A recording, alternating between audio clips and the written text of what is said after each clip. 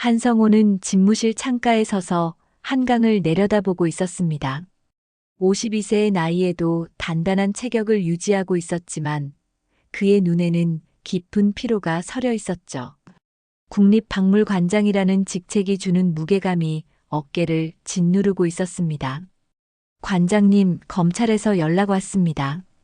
비서가 조심스럽게 말했죠. 성호는 고개를 끄덕였습니다. 또 그 사건 이야기겠죠.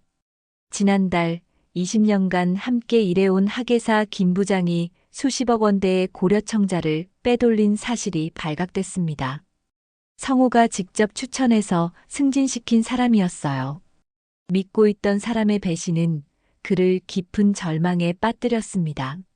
사람이라는 게 결국 다 똑같군. 성호는 쓴웃음을 지었습니다. 돈 앞에서는 모두 무너져. 그때 복도에서 들려오는 작은 발걸음 소리가 귀에 들렸어요. 청소 용역 업체에서 파견된 이수진과 그 아들이었습니다. 매일 저녁 7시가 되면 어김없이 나타나는 모자죠. 성호는 창문에 비친 그들의 모습을 지켜봤습니다.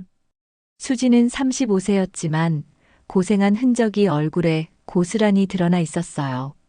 남편 없이 9살 아들 준호를 혼자 키우며 살아가는 게 얼마나 힘든지 성호도 알고 있었습니다.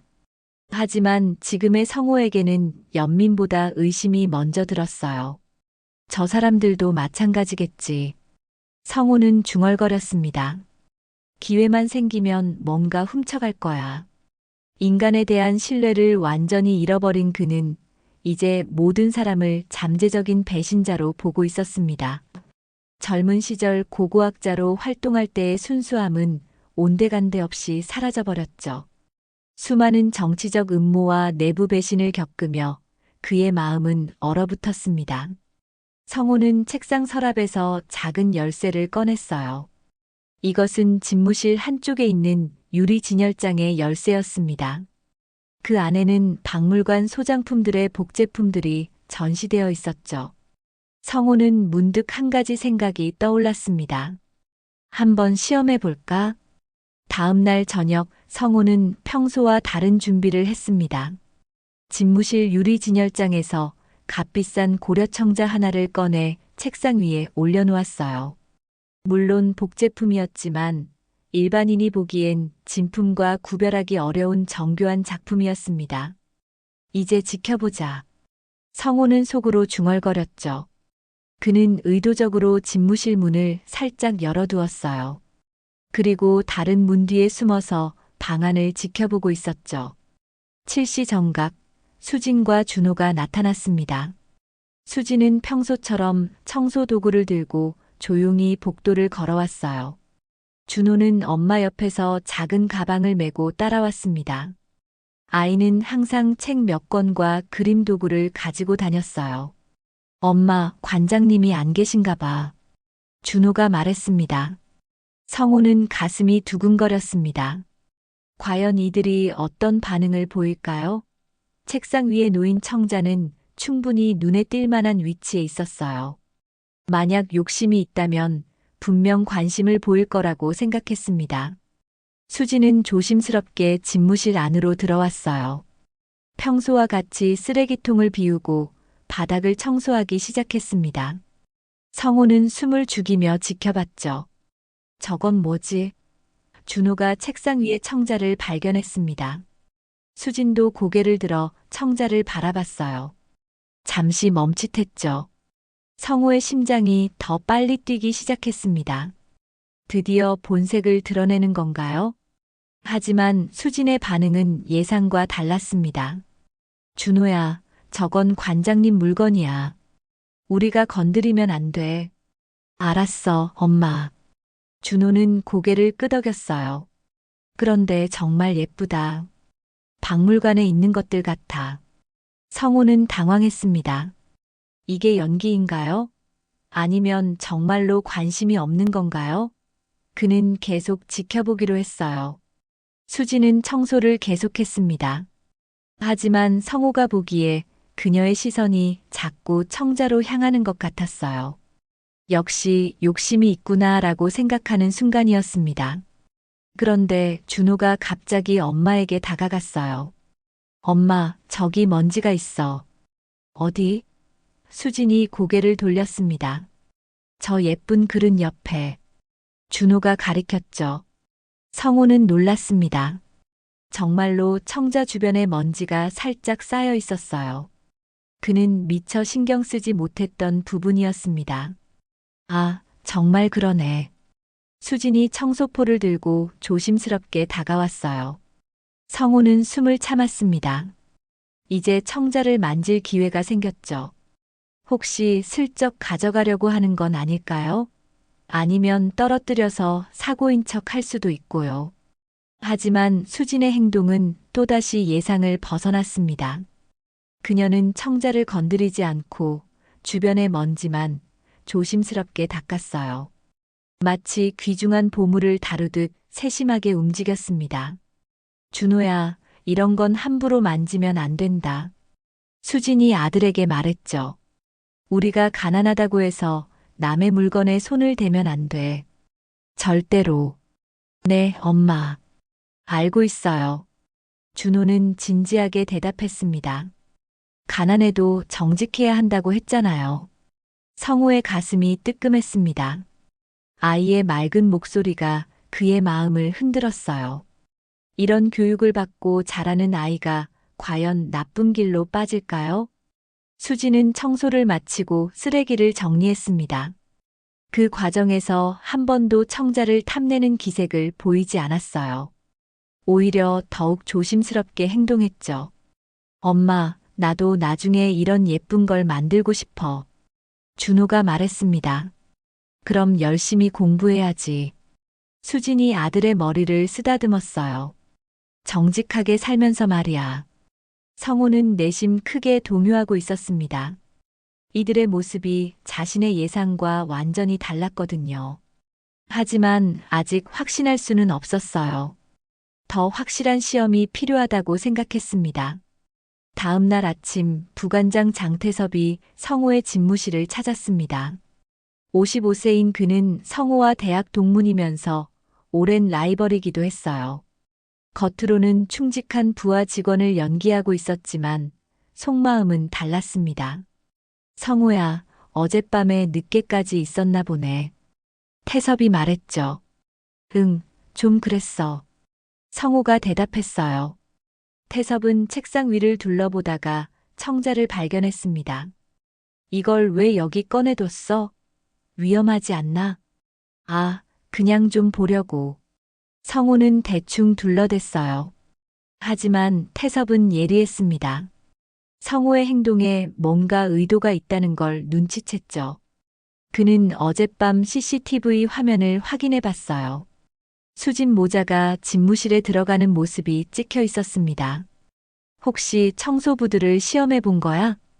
태섭이 물었습니다. 성호는 깜짝 놀랐어요. 뭔 말이야?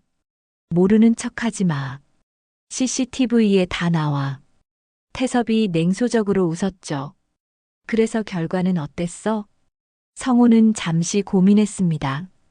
태섭에게 솔직하게 말해도 될까요? 생각보다 괜찮았어. 괜찮다고? 태섭의 얼굴이 굳어졌어요. 청소부 주제에 잘 보이려고 연기한 거 아냐? 무슨 소리야?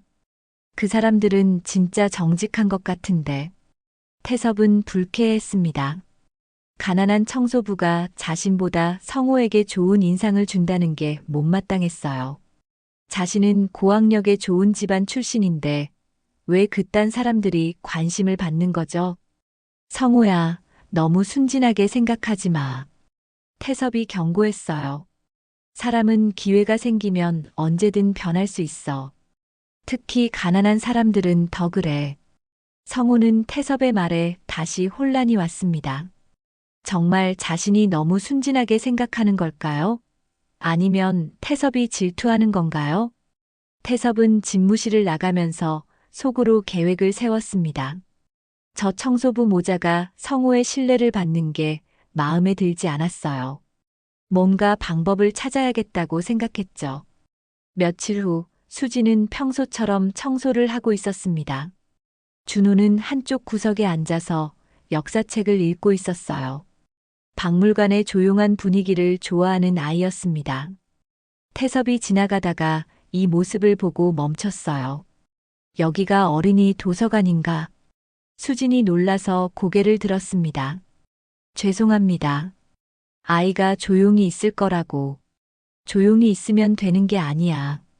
태섭의 목소리가 차갑게 식었어요. 여긴 국립박물관이라고. 청소부 따위가 왜 애를 데리고 와? 준호가 책에서 고개를 들었습니다. 아이의 눈에 당황스러운 기색이 떠올랐어요. 아이를 맡길 곳이 없어서. 수진이 고개를 숙이며 말했습니다. 그건 당신 개인 사정이잖아.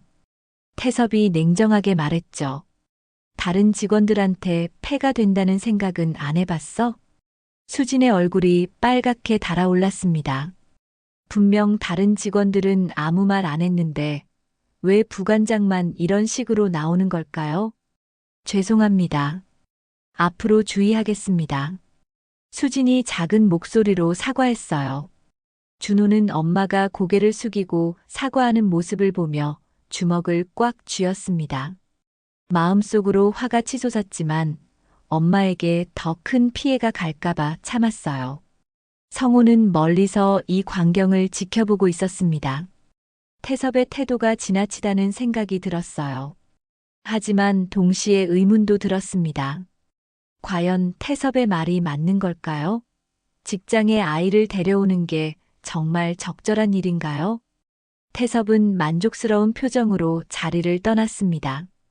수진 모자를 위축시키는데 성공했다고 생각했어요. 하지만 이것은 시작에 불과했습니다.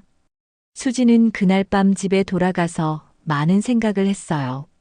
정말 자신이 잘못된 걸까요? 아이를 맡길 곳이 없는 현실이 원망스러웠습니다. 준호는 엄마의 마음을 알아챘어요. 엄마, 내가 혼자 집에 있을까? 안 돼. 너무 어려. 수진이 아들을 꼭 안았습니다. 엄마가 해결할 방법을 찾아볼게. 하지만 쉽지 않았어요. 아이를 맡길 곳도 돈도 부족했습니다. 수진은 깊은 한숨을 쉬었죠. 일주일 후 태섭은 더 치밀한 계획을 세웠습니다. 성우가 출장을 간 사이 그는 박물관 수장고에서 진짜 도자기 하나를 몰래 가져왔어요. 조선시대 백자로 시가 수억 원이 넘는 귀중한 유물이었습니다. 태섭은 이것을 수진의 청소 도구함에 몰래 넣어뒀어요. 아무도 모르게 말이죠. 그리고 다음 날 아침 일찍 출근해서 유물이 사라졌다고 신고했습니다. 도대체 누가 이런 짓을? 다른 직원들이 당황했어요. CCTV를 확인해보자. 태섭이 제안했죠. 물론 그는 자신의 범행 부분은 사전에 삭제해뒀습니다. CCTV에는 수진 모자가 박물관을 돌아다니는 모습만 찍혀 있었어요. 태섭은 이것을 증거라고 주장했습니다. 의심스럽긴 하지만 확실한 증거가 없잖아. 다른 직원이 말했어요. 그럼 수색을 해보자. 태섭이 말했죠. 수진이 출근했을 때 이미 박물관은 발칵 뒤집혀 있었습니다. 무슨 일이에요? 수진이 물었어요. 수억 원짜리 유물이 사라졌어요. 한 직원이 설명했죠. 혹시 어젯밤에 이상한 거 못 봤나요? 수진은 고개를 저었습니다. 아무것도 못 봤는데요. 바로 그때 태섭이 나타났어요. 청소 도구함을 확인해 봅시다. 네. 수진이 당황했습니다. 태섭은 수진의 도구함을 열어봤어요. 그 안에서 백자가 나왔습니다. 모든 사람이 경악했죠. 이게 뭐예요? 수진이 떨리는 목소리로 물었어요. 바로 사라진 유물이에요. 태섭이 차갑게 말했습니다. 준호는 엄마 옆에서 눈물을 흘리고 있었어요. 엄마는 그런 사람이 아니에요. 하지만 증거는 명백했습니다. 모든 사람이 수진을 의심의 눈초리로 바라봤어요. 수진은 억울함에 눈물을 흘렸죠. 정말 모르겠어요. 어떻게 이런 일이. 수진이 울먹였습니다. 태섭은 속으로 만족했어요. 드디어 저 청소부를 몰아낼 수 있게 됐다고 생각했습니다. 바로 그때 성우가 출장에서 돌아왔습니다. 무슨 일이야? 태섭이 상황을 설명했어요.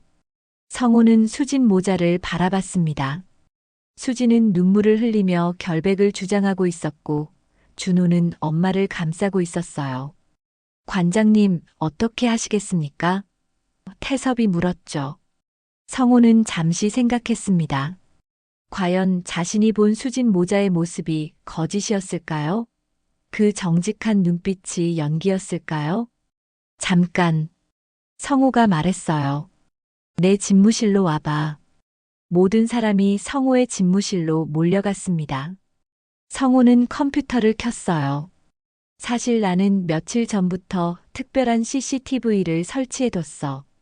성우가 말했죠. 태섭의 얼굴이 파랗게 변했습니다. 무슨 말씀이에요? 성우는 고화질 CCTV 화면을 재생했어요. 거기에는 태섭이 몰래 백자를 수진의 도구함에 넣는 모습이 생생하게 찍혀 있었습니다. 이걸 어떻게 설명할 거야? 성우가 태섭을 노려봤어요.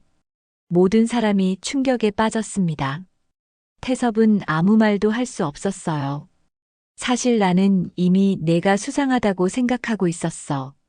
성우가 말했죠. 그래서 미리 증거를 확보해 둔 거야.